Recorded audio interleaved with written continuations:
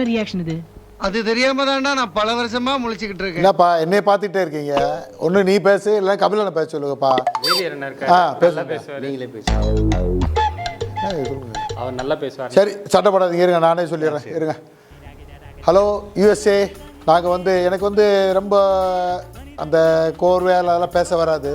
அதனால் நம்ம லாங்குவேஜில் நம்ம பேசிடுவோம். மற்ற டீம் ப்ரோக்ராம் பண்ணுறதுக்கும் கியூஎஃப்ஆர் டீம் ப்ரோக்ராம் பண்ணுறதுக்கும் நிறைய வித்தியாசம் இருக்கும். நாட் ஒன்லி சாங்ஸ், அதில் ஆர்ஆர், அப்புறம் அந்த சாங்கோட இம்பார்ட்டன்ஸ், இந்த மாதிரி ஏகப்பட்ட ஸ்பெசிஃபிகேஷன்லாம் சொல்லி உங்களுக்கு அப்படியே ஜாலியாக என்ஜாய் பண்ணுற மாதிரி நாங்கள் பர்ஃபார்ம் பண்ண போகிறோம். நீங்கள் தயாராக இருங்க, கேட்டு என்ஜாய் பண்ணுங்கள். நான் அந்த 5 வருஷம் கம்ப்ளீட் ஆனது சொல்லவே இல்லை நீங்கள். ஆமாம், இப்போ சொல்லுங்கள். முதல்ல மூஞ்சியை பார்த்துட்டு நான் சொல்கிறேன். அதனால தான் ஸ்பெஷலாக என்ன பேர் வச்சுருக்கேன், ஹைஃபை டூர் அப்படின்னு சொல்லி நாங்கள் கிளம்பி வரோம். என்கிட்டப்பா முக்கியமானதை விட்டீங்களே, என்னது?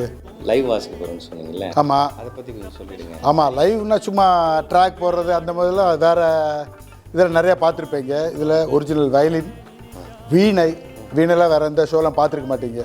சாக்ஸு, இந்த மாதிரி எல்லாம் லைவ் இன்ஸ்ட்ருமெண்ட்டு நீங்கள் பார்த்தீங்கன்னா ரொம்ப என்ஜாய் பண்ணுவீங்க. ஏன்னா லைவாக கேட்குறப்போ அதனுடைய குவாலிட்டியே தனி, அந்த என்ஜாய்மெண்ட்டே வேறு. பார்த்து ரசிங்க.